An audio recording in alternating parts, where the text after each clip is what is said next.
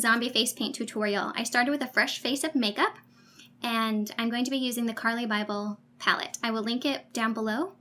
I'm going to be using the colors the darkest brown and the darkest bronze. I'm using it as my base because they're so pigmented. I want it to be very dimensional.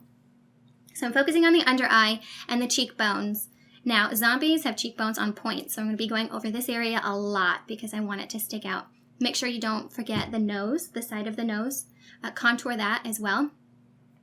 And I also use my beauty blender to achieve the right look.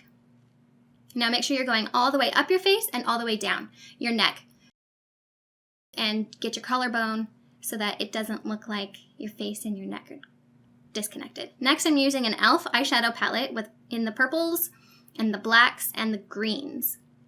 And I'm going over the same areas that I told you before.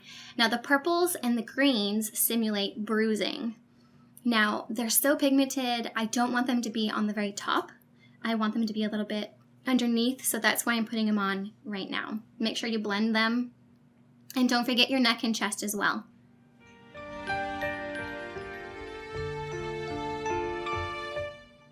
Next, I made a paste out of cornstarch, a Vaseline, and my foundation that matches my face, and I'm putting it on with my finger. And I'm trying to get different textures and this different shape. This will morph eventually into the final product, so this is just the first layer.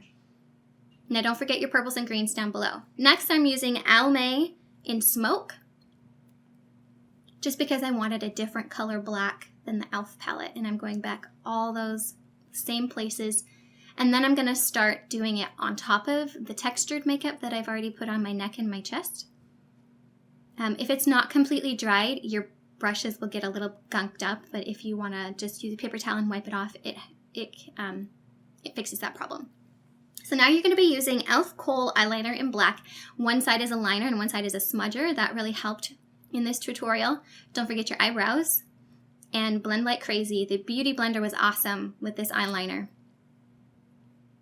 There I am adding more texture and color.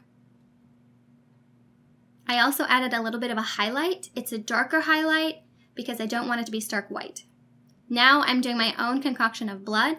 It was water, cornstarch, and food coloring. Now I made it really, really bright red because I'm going to be going in and doing different colors, and I'm going to be blending it throughout.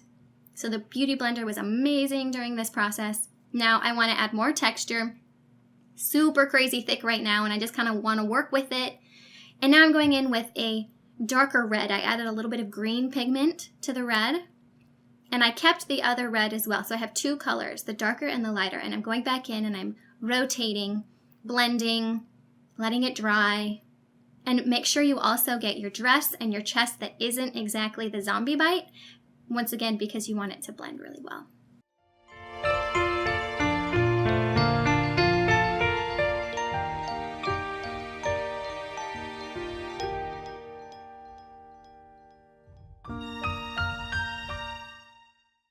Here I dipped my brush in the paint and I hit it on my other hand to create a splatter effect. Now I'm just going in and touching up the blood and blending it a little bit more, adding a little bit more dark, and there you go.